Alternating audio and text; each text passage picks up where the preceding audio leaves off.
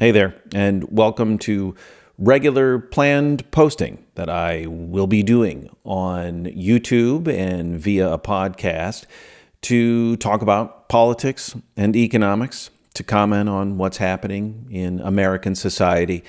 And this is the day I chose to get started. This day, January 6th, 2025. Why today? It's a day that should live in infamy every bit as much as we do with Pearl Harbor, every bit as much as we should with 9/11, but it doesn't. It doesn't live in infamy. In fact, the man and the people who led the attack on our Capitol 4 years ago today are being rewarded.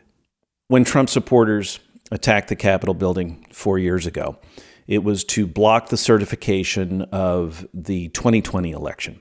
Of course, as everyone knows, he famously claimed that it was stolen. He had his day in court, right? In multiple courts. Lost those cases. He pleaded with elections officials across the country to stop it. They said, no. Even Republican election officials said, no. This was all perfectly fine. But he, one man, said, no, this is not true. I know the truth. I know that it was stolen. Therefore, we shall take this all the way. No one knew exactly what that meant. As it turns out, what it meant was an attack on the Capitol. An attack he supported, by the way. He sat there in the White House while the attack was happening, and he had control of the situation. Hours later, after everything had gone on, he came out and he gave a message where he said, everyone go home. Everyone, I love you. He told them that he loved them. And the attack ceased and they all went home. He could have stopped this and he didn't. He wanted it. He wanted this attack. Maybe not exactly in the way that it happened, but once it was going, he was fine with it. That should have been the end. There was another impeachment. The impeachment failed. Republican senators said that he would face justice in a court of law. The courts failed. All of those court cases have foundered now. He won't be held accountable for the actions of January 6th. And now he's even talking about pardoning the people who actually carried out the attack. They have faced justice. They have been in prison. Many have pleaded guilty. There have been hundreds, more than 1,000 people who have faced justice in this way. He has not. And now he will be rewarded. And now he will reward those. If he goes through the pardon process, if he does these pardons, he will reward them. And we will have entered a new era in American politics. Let me step back for just a second and make something really clear. We're only at peace today because Trump won. He's willing to accept it because he won. So his people are willing to accept it. In fact, there have been polls saying that, Republicans now believe in election integrity completely. Think of the flip side of this for just a second, too. We're only at peace today because Democrats accept that he won. They accept the system too. Honestly, kind of makes me feel like a bit of a sucker. I'm not sure why we should accept the results. But you know why we should accept the results? Because we're trying to support the system, build up the system of normal politics. The January 6th attack, that is abnormal, violent politics in the United States. In fact, it interrupted our peaceful transfer of power, first one in the Republic's history. Yep, had the Civil War. That came after the peaceful transfer of power. But Democrats are going along, right? People like me who voted for Harris were going along. It's completely asymmetric, right? We're trying to build up the system to keep a normal form of politics in the United States.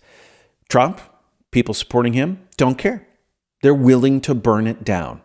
They're willing to destroy it in order to put that man in power. They're willing to do all of that for that man in power because he's the only one they believe.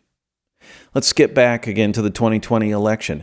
He said that things were jacked up, and they believed him. There's no other source of truth for the hardest core supporters of Donald Trump than he himself. That is a cult. When there is one source of truth, one man who is that one source of truth, that is a cult. And that cult was motivated to permanently damage our republic. You know what, though? Trump and his supporters, they never could have done it alone. I've already mentioned the Republicans who have all gone along with this, from the senators who voted against the second impeachment and all of them that have kept the faith, so to speak, all this time. It's the Democrats who are willing to just accept these results, including me. I'm willing to just accept these results in hope that the normal system will reassert itself. But most of all, it's the voters themselves. We the people. People just didn't care. This was not a significant election issue for most folks. It was inflation. It was other things. It was the economy. But the attack on the Capitol? Look, if they had elected a different Republican, okay, I totally get it. But no, they reelected. There was a primary in the Republican Party. They reelected the exact same guy. There's a fundamental sickness in the Republican Party and in our politics that now says that organized violence against your political opponents, up to and including an attack on our very government, is okay. You won't be punished. In fact, the voters will reward you. You'll get reelected. I would say to anyone who is on board with that form of politics, beware. Right now, your opponents, the Democrats or whomever, are okay with that. They'll go along with it. The future might not be the case. The door has been opened for that kind of violent politics here in the United States. Why in the world should we believe that this is unique to Trump? That this won't happen again? You know, sometimes I think this is just typical. Maybe, in fact, we've just become ordinary. We've become like every other country's politics that you read about out there in the news, where there's violence and people are attacking and buildings and are being attacked and coups and all this sort of thing. We thought, whoa, well, at least the United States is different. No more. No more. It's happened once. Let's hope it doesn't happen again.